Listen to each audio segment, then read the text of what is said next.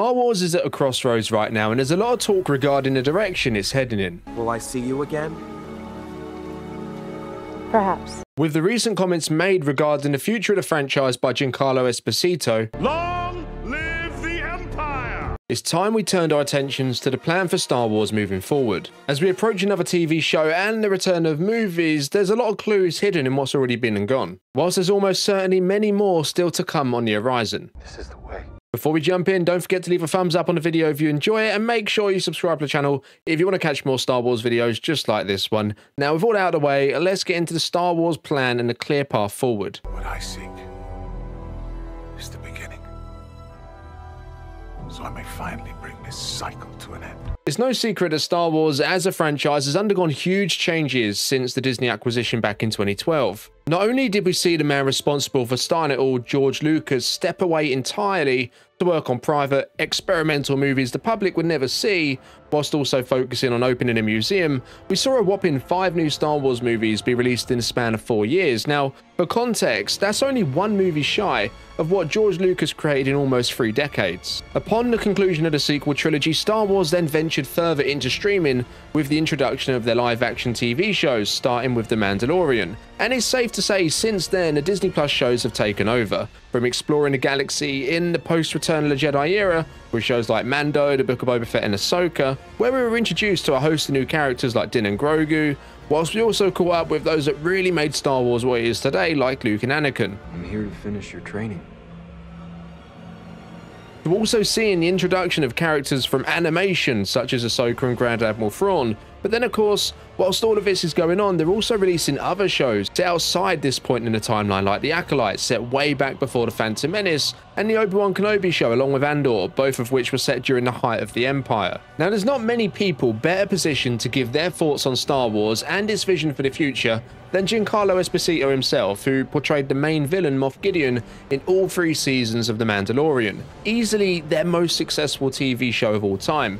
Anyways, he's recently said that he expects Disney to figure out a way to incorporate all of the characters involved in The Mandalorian and its connected shows, being Ahsoka and The Book of Boba Fett, into one really great movie or TV show, that a new vision is coming to the fore with The Mandalorian and Grogu movie, and that all of this is going to converge at one point or another and eventually pave way for another trilogy or more of films. And I've got more to add about this new trilogy, which we'll come on to in a moment. However, with the recent reports regarding the story of The Mandalorian coming to an end with the upcoming Mando and Grogu movie, and the fact that Boba Fett, another key player in this part of the timeline, has been missing for the last few TV shows where you really thought he would have played some kind of part, and apparently he's not actually in the movie either, you're kind of left wondering what's really going on. It's fair to say, whether you liked every piece of live-action Star Wars under Disney, or you haven't, or perhaps you're somewhere in the middle, they've had a pretty unusual approach ever since the conclusion of the sequel trilogy. They've cast the net way too wide, and at times they've failed to resonate with their true target audience. Like, think back to 2015 for a moment. Star Wars had it all mapped out. We had The Force Awakens, The Last Jedi, and The Rise of Skywalker, a continuous story all set to come our way. And for good measure, they were dropping in standalone spin-off movies in between, stories that didn't need to be and were never intended to be expanded upon. We of course had sprinklings of The Mandalorian towards the end of that as well, and that really set us up for an exciting future going forward.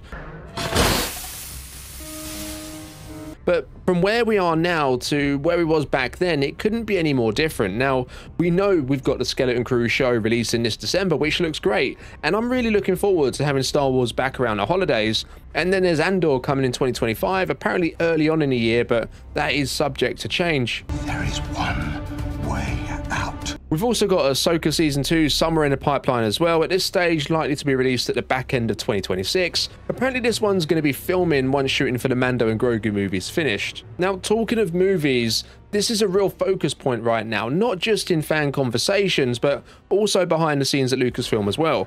In addition to The Mandalorian and Grogu, there's a whole load of other movies at various stages of development, such as Dave Filoni's movie, which at this point is pretty much guaranteed to be coming out at some point in the future. But beyond that, I wouldn't put any money on a lot of the others actually hitting our screens. You see, we've got the Rey movie, otherwise known as the New Jedi Order movie, which looks to be having a whole load of difficulties already. The final version of the script was meant to be submitted almost a year ago, and as of right now, it's still not there. There's the Taika Waititi movie, which he's been writing for years, and the Rogue Squadron movie, which was shelved, cancelled, and then brought back to life. But there's no real updates on that either.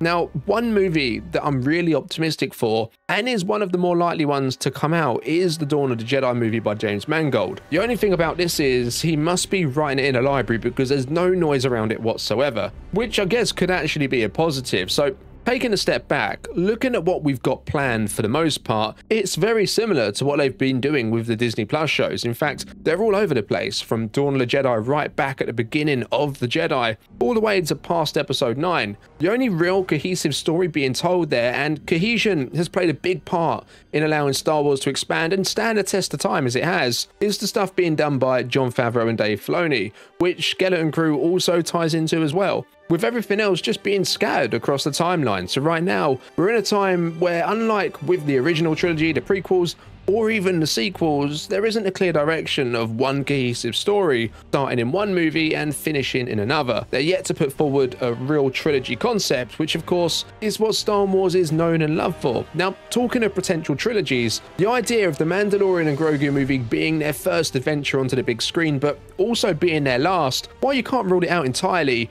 from the overall direction that story looks to be headed in, I'd have to say it's extremely unlikely to be the case. As I said in one of our more recent videos, what I feel they're likely going to do with this is just stop using the Mandalorian as a movie title going forwards, with the character still very much remaining a key part of the overall story. Now, without doubt, for me, the most exciting story they've got going on right now, with the most potential moving forward, is The Mandalorian and the stories around it. Not only has The Mandalorian given us some of the greatest Star Wars moments in recent times,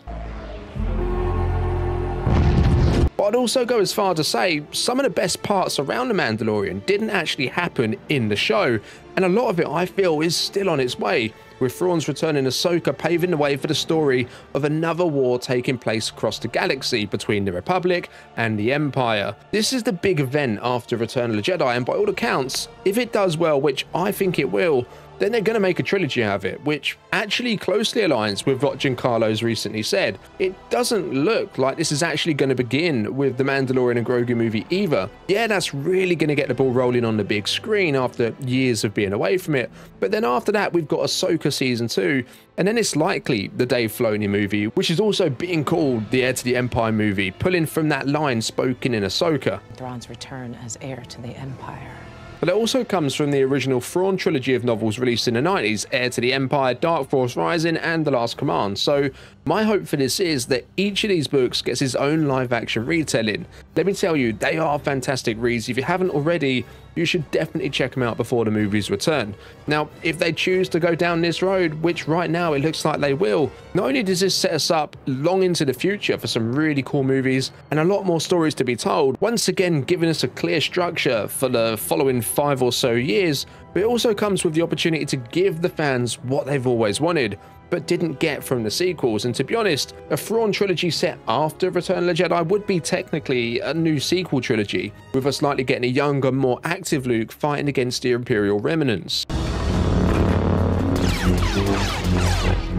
whilst also being reunited with Han and Leia on screen together once again. As the original trilogy heroes, you know, they played a big part in this Thrawn story, but once that's all been and gone, I really do feel they then need to leave that time and those characters alone. Moving forward, they should either go way into the future or way into the past. And come to think of it, that James Mangold Dawn of the Jedi movie would be a great starting point for that. The beginning of the Jedi, potentially even the Sith too, with a whole host of new characters, none of which we've ever seen before, carving out a new story in a galaxy that's familiar, but at the same time vastly different. Like, did you know Tatooine used to have water? Yeah, the Dune Sea literally used to be an ocean, which we saw in the Book of Boba Fett.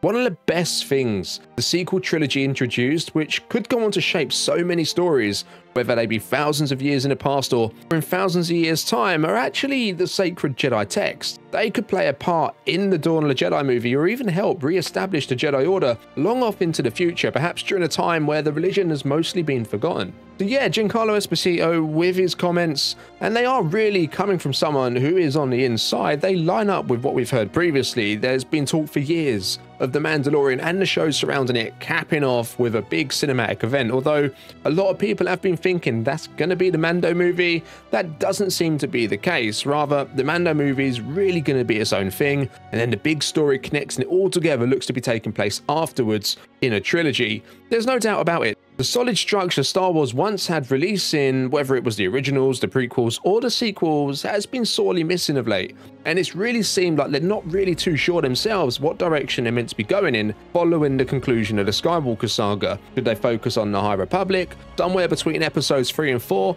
or even after episode 9? And like this probably has a part to play with their movies being shelved all the time. And you know, we've been seeing that in the projects John and Dave have been working on, but for that to now work its way over into the big screen is honestly music to my ears. And with it looking like a live action retelling of Heir to the Empire, one of the most beloved stories that currently lives in the EU, it has all the ingredients to really bring a lot of joy to the fans and bring Star Wars back in a big way. But do you think the Heir to the Empire trilogy is the right move going forwards? Drop your thoughts, theories, and wilder speculations down in the comments below. Leave a like if you enjoyed the video, subscribe if you want to catch more. I'll see you next time. May the Force be with you.